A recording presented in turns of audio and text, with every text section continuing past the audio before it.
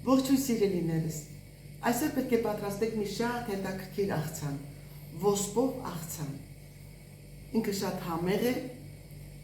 և ուզում եմ, որ ձեզ հետ կիսվել այդ աղցանի բաղադրատոմսով։ Աղցանի համար ես մի քանի հատիկ սունկ եմ խաշել, այսինքն ինչ ունեի տանը,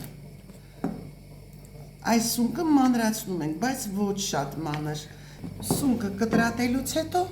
տեղափոխում եմ ամանի մեջ և այս սունկը մի փոքր համենում եմ սև պղպեղով և աղով և այս չափաբաժնի համար մեկ թեյի քթալ խնձորի քացախ և խառնում ենք, վերցրել եմ 250 գրամ ոսպ, կարող է լինի 300 նույնիսկ, խաշել եմ նախորոք, այնպես եք խաշում, որ չփխլվի, չկպչի իրար, այսպես հատիկավոր մնա։ Ոսպը տեղափոխում եմ աղցանամանի մեջ, ոսպը համենում եմ կրկին սև պղպեղով, միայն սև պղպեղով, կարմիր պղպեղ չեմ օգտագործում և աղով, կարող եմ սունկն էլ խառնել, թող հենց միասին էլ համեմվեն։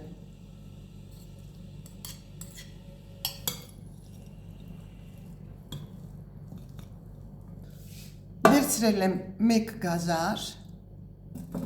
մի փոքրիկ կաղամբ, մեկ գլուխ սող և պղպեղ,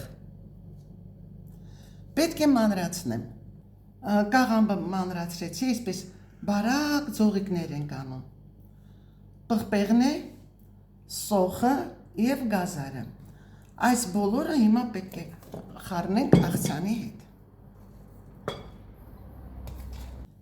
և մի լավ խառնում ենք,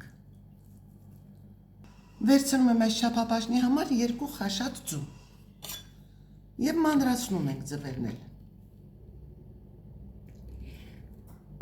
այս խաշած մանրացած ձվերն էլ եմ խառնում աղցանին, մի փոքր աղ եմ անում և կրկին տակնու վրա, վերցրել եմ հունական ընկուզ և այս ընկուզները պետք է մանրացնեմ և տեղափոխում ենք աղցանամանի մեջ,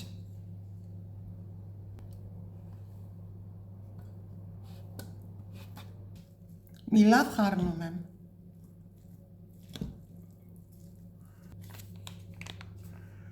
և այս ամենին խառնում եմ մայոնեզ,